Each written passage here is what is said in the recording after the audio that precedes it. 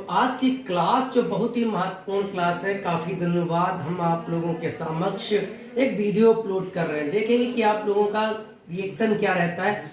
तो classes start होते हैं क्योंकि बोर्ड एग्जाम्स अब कुछ ही दिनों बाद होने वाले हैं। तो इंग्लिश की प्रिपरेशन जो रहेगी बिल्कुल जीरो से हम लोग करने वाले हैं। तो जो बच्चों को बिल्कुल अंग्रेजी का ABCD तक नहीं आता है, जिनको ABCD तक नहीं पता है इसकी, तो हम लोग प्रोनाउन से शुरुआत करेंगे और बहुत इजीली, अगर बिना प्रोनाउन के आप लोग कुछ भी सीखना चाहते हैं तो आप सीख नहीं पाएंगे, ये गारंटी है। तो आप वीडियो को अंत तक देखिएगा, बहुत कुछ लॉजिक मैं आज आपको दूंगा इस प्रोनाउन के माध्यम से। तो सबसे पहले प्रोनाउन को आप लोग ये समझिए कहते क्या। प्रोनाउन को अगर देखें तो हिंदी में हम लोग कहते हैं सर्वनाम। क्या बेटा बोलेंगे? सर्वनाम बोलेंगे। अगर इसकी परिभाषा की अगर बात करें तो हम लोग बोलते हैं कि वे शब्द जो संज्ञा के स्थान पर लिखे जाते हैं सर्वनाम कहलाते हैं। अर्थात हम बात करें, इंग्लिश में बात करें, वर्ड, जैसे मैंने इंग्लिश में अगर बात करनी है, the word which is used at place of noun or other pronoun is called pronoun। मैंने बात की कि प्रोनाउन जो है क्या है, प्रोनाउन की डेफिनेशन क्या है। वर्ड मैंने लिखा, वर्क लिख गया। The word which is used at place of noun और other pronoun is called pronoun. मेरी बात समझने का प्रयास करिएगा। वह शब्द जो संज्ञा या सर्वनाम के स्थान पर, संज्ञान के स्थान पर लिखा जाता है वो सर्वनाम कहलाता है। क्या इतना एग्जाम्पल की अगर आप लोग बात करेंगे तो आप लोग एग्जाम्पल देखिएगा। एग्जाम्पल क्या है, मैं आपको एग्जाम्पल दे रहा हूं तो एग्जाम्पल क्या होगा? ही, आई, ही, वी, दे, ETC मैंने आपको इत्यादि बता दिए। एग्जाम्पल में कोई भी टीचर जब आपको बताएगा तो I, we, you, they, he, she, it ही बताता है, लेकिन उस लेवल पर आपको लेकर नहीं जाता है जहां से आपकी लर्निंग स्टार्ट होती है। अर्थात आप बहुत ही आसानी से सीखना शुरू कर देते हैं, वो सारी कॉमन चीजें आपको बताता नहीं है। लेकिन आप आज से ये सीखेंगे बहुत ही जबरदस्त तरीके से। किस तरीके से हमको सीखना चाहिए वो बात हम करेंगे इस लेवल पर। आपको वीडियो को अंत तक देखना पड़ेगा, बस ज्यादा मैं डिमांड नहीं करूंगा। अब बात करूंगा सबसे पहले मैं बहुत ही इंपॉर्टेंट, बहुत ही महत्वपूर्ण चीज की। कौन सी महत्वपूर्ण है? कि जो प्रोनाउन के अंदर भी कई प्रोनाउन होते हैं, तो सबसे पहला जो प्रोनाउन आता है प्रोनाउन के अंदर मैं उसकी बात करूंगा। तो सबसे पहला आता है पर्सनल प्रोनाउन। मेरी बात समझिएगा, सबसे पहले आता है पर्सनल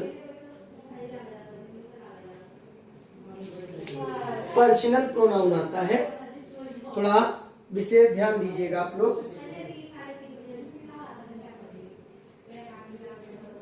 तो बहुत ही इंपॉर्टेंट वीडियो है आप लोगों के लिए। अगर ये वीडियो आप लोगों ने मिस किया तो बहुत कुछ मिस कर जाएंगे। आपको पूरा वीडियो अंत तक देखना है। मैंने कहा पर्सनल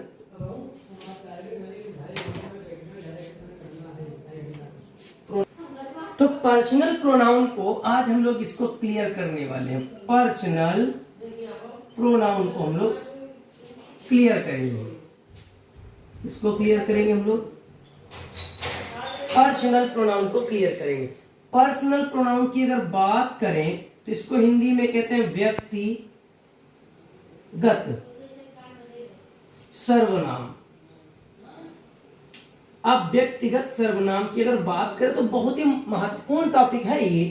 तो व्यक्तिगत सर्वनाम की अगर बात करें, इंग्लिश में इसकी डेफिनेशन की बात करें तो मैं सीधे से बात करता हूं कि it is the particular names, it is used for particular names और थिंग्स और प्लेसेस बहुत ही जो पार्टिकुलर होते हैं नेम, उसके लिए बात करते हैं। तो इसको कितने भागों में बांटा गया? तो 3 भागों में बांटा गया। मेरी बात समझिएगा, मैं कुछ चीजें लिख रहा हूं। पहला तो मैं एक सब्जेक्टिव केस लूंगा, सब्जेक्टिव केस।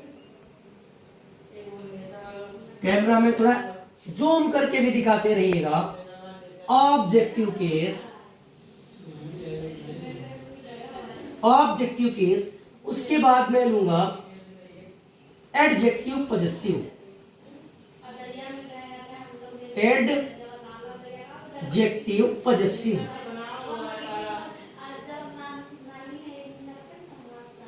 और उसके बाद मैं पजेसिव लिखूंगा।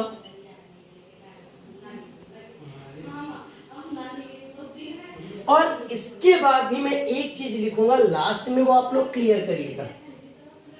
अब किसी सर्वनाम की अगर बात करें, या तो वो सब्जेक्टिव होगा, या ऑब्जेक्टिव होगा, या वो एडजेक्टिव पजेसिव होगा, या वो पजेसिव होगा।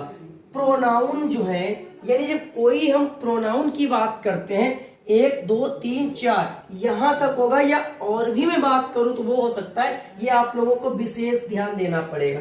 तो प्रोनाउन में देखा गया कि होता है कि फर्स्ट व्यक्तिगत जो सर्वनाम होता है उसमें होता है first person pronoun. First person, first person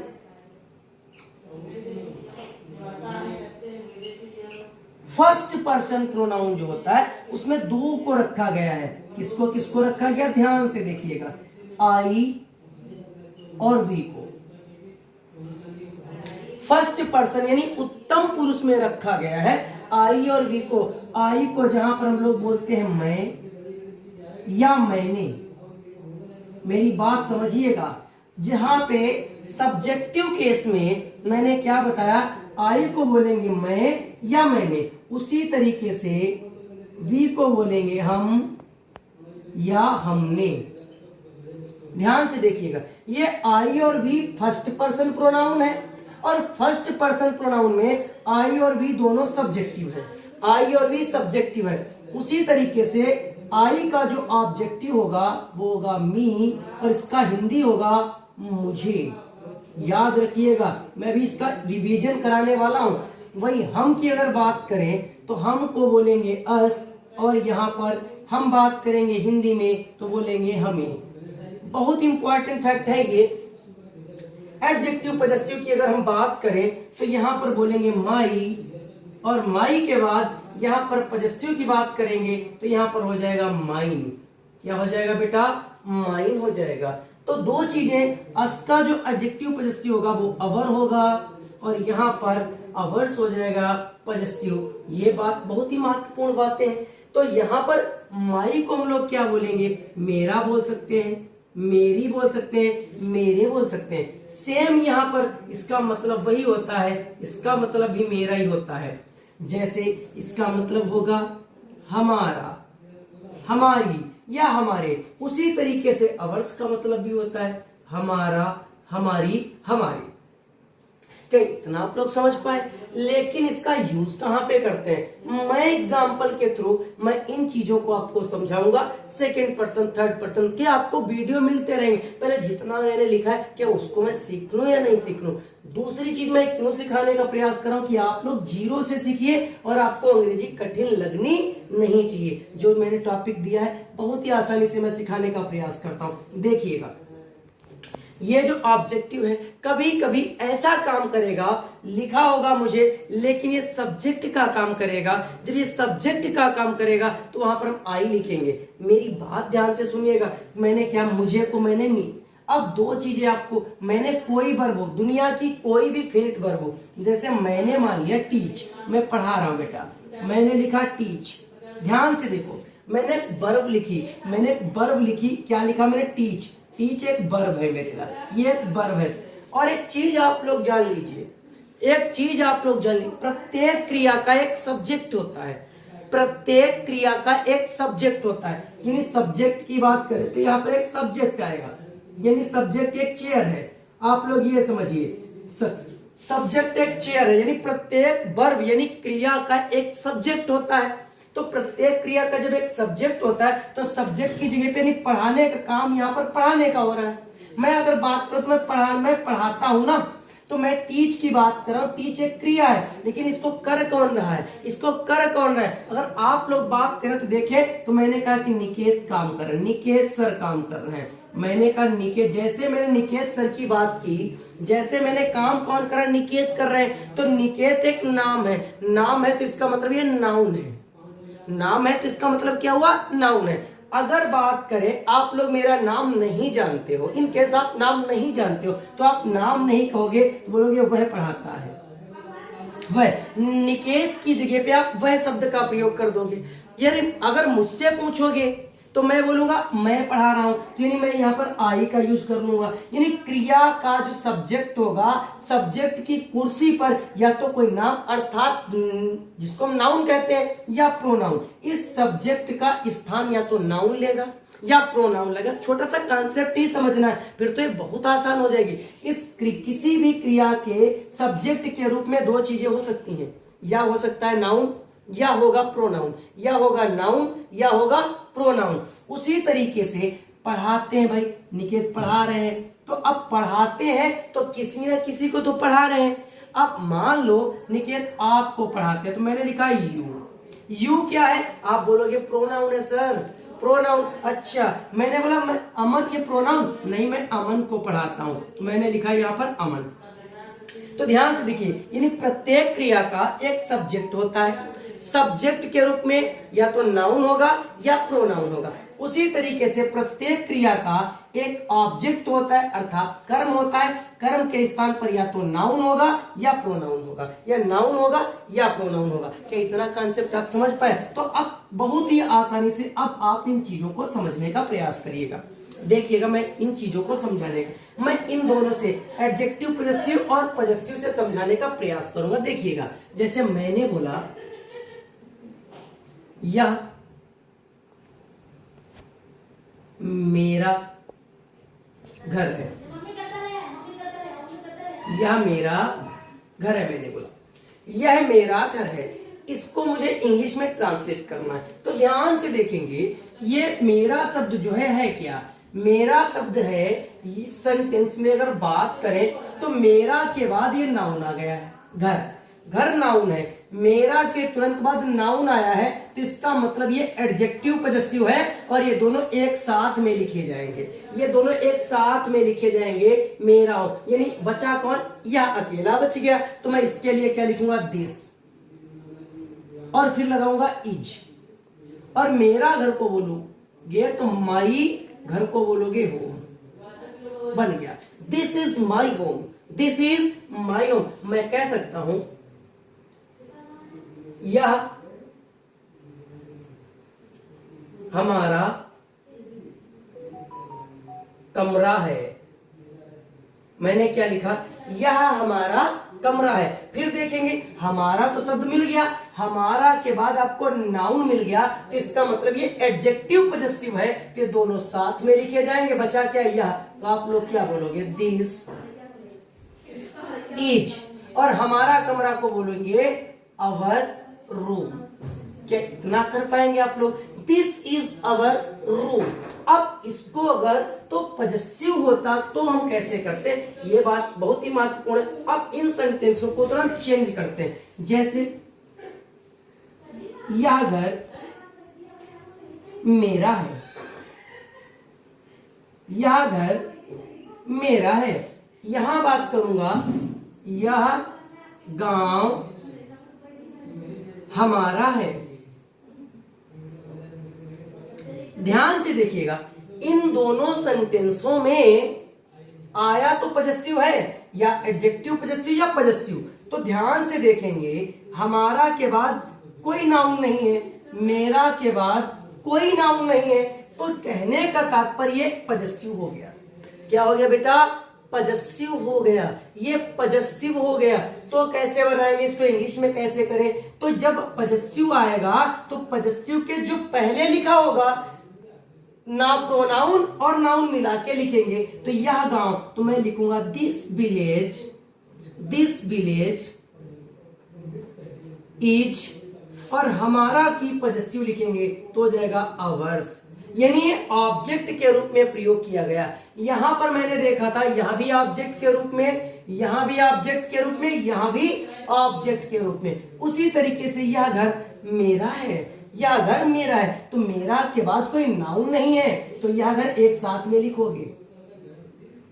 this home is, मेरा की स्पेलिंग क्या हो जाएगी? माइन।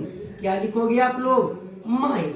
अब वही तो मैं समझाने का प्रयत्न, अगर मेरा हमारा के बाद कोई नाउन आएगा तो हम लोग क्या करेंगे? उतना बचा लेंगे, बाकी पहले लिखा होगा, जैसे यह लिखा था, यह के बाद में दिस इज लिखा। लेकिन अगर नाउन नहीं आता है तो मैं उन दोनों को आगे बढ़ा के फिर मैं इज लगाऊंगा। क्या इतना आप लोग समझ पाए क्या? इतना समझ पाए क्या? अगर समझ गए तो बहुत ही अच्छी बात है। तो अब आप लोग देखिए, थोड़ा और भी मैं इसके बारे में थोड़ा जानकारी देता हूं, जैसे मुझे बोलना है। ठीक, मैंने बोला, यहां पर मैंने बोला ours is a school, ours is a school. मैंने लिखा अवर्स इज अ स्कूल, तो इसका मतलब क्या हुआ? Ours is a school, school हमारा है, स्कूल हमारा है। मैं सब्जेक्ट के रूप में भी इसका यूज कर सकता हूं, मैं सब्जेक्ट के रूप में भी इसका प्रयोग कर सकता हूं। जैसे आप लोग देखते होंगे, क्या देखते होंगे? मैंने बोला यह किताब मेरी है, मैंने बोला यह किताब मेरी है, तो इसको मैं डायरेक्टली तो मैं यही बोलूंगा, क्योंकि मेरी आ गया, पॉजिटिव आ गया, तो this book is mine, this book is mine. लेकिन क्या आप इसको और तरीके से बना सकते हैं? तो बिल्कुल बना सकते हैं। तो यानी अगर मैं इसको यहां से मैं हटा दूं, तो दिस, यह किताब मेरी है, तो मैं बोल सकता हूं माइन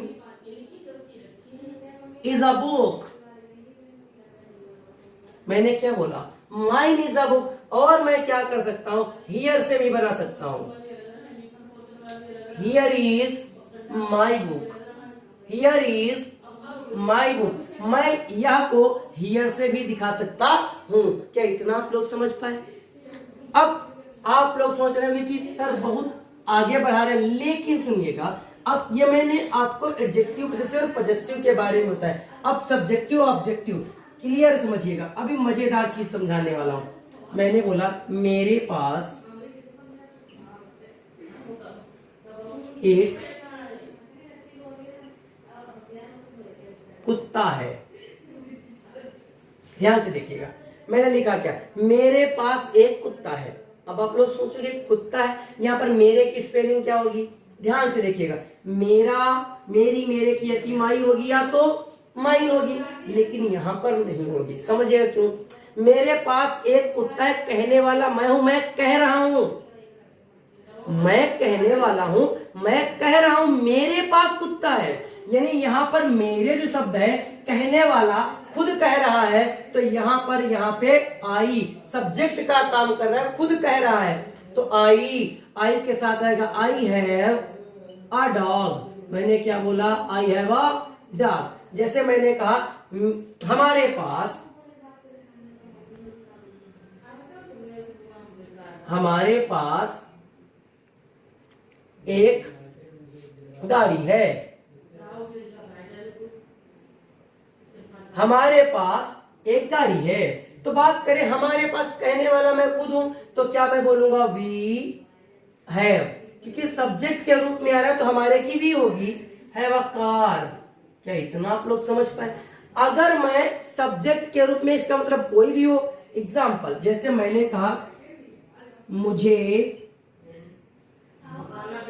पढ़ना चाहिए। ध्यान से देखिए, मुझे पढ़ना चाहिए मैंने बोल दिया, तो ध्यान से देखोगे, किसे पढ़ना चाहिए? मुझे पढ़ना चाहिए। अर्थात तात्पर्य ये है कि मुझे जहां से स्टार्ट हुआ, यानी सब्जेक्ट का काम कर रहा है, कहने वाला खुद कह रहा है मुझे पढ़ना चाहिए। जब ये कहने वाला खुद कोई काम कर रहा है तो वो सब्जेक्ट माना जाता है। अर्थात सब्जेक्टिव केस, लिखा जरूर मुझे है, लेकिन काम वो सब्जेक्ट का कर रहा है, इसलिए लिखा जाएगा आई। और शुड को तो जानते हो आप लोग, चाहिए, और पढ़ना को हम लोग बोलते हैं रीड। क्या इतना समझ पाए? मुझे को हमने क्या लिखा? आई लिखा। जैसे अब ध्यान से देखो, मैंने बोला मुझे जाने दो।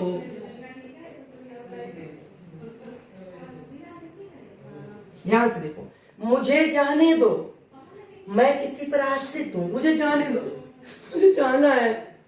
मैं इस तरीके से अगर बात करूंगा तो इसका मतलब मैं किसी पर निर्भर हूं। कोई मुझे परमिट देगा तो मैं जाऊंगा, या फिर मैं करने वाला खुद नहीं, अपनी मर्जी से कुछ नहीं कर सकता हूं ना। मुझे जाने दो, मैं ये बोल तो मैं रहा हूं, लेकिन मुझे जाने दो, मैं किसी पर आश्रित हूं, तो इसका मतलब ये ऑब्जेक्टिव केस होगा। तो यहां पर मैं मुझे की स्पेलिंग लिखूंगा मी। लेट मी गो, मुझे जाने दो, मुझे पढ़ाओ। मैंने कहा मुझे पढ़ाओ, मुझे पढ़ाओ, यानी फिर मैं आश्रित हो गया किसी पे, तो मैं बोलूंगा teach me, teach me. Clear हुआ? समझ में आया क्या? मुझे बताओ, टेल मी। आश्रित हूं किसी पर, तो यहाँ पे ऑब्जेक्टिव केस हो गया। अब ध्यान से देखिएगा आप लोग, क्या क्या मैं आपको आज बताने वाला हूं। क्या इतना समझ पाए? अब मैंने या मैं से स्टार्ट होगा तो ये तो आप लोग जानते ही हैं। जब चीजें यहां से स्टार्ट होंगी तो आप लोग जान जाएंगे। क्या फर्स्ट पर्सन आपको समझ में आया?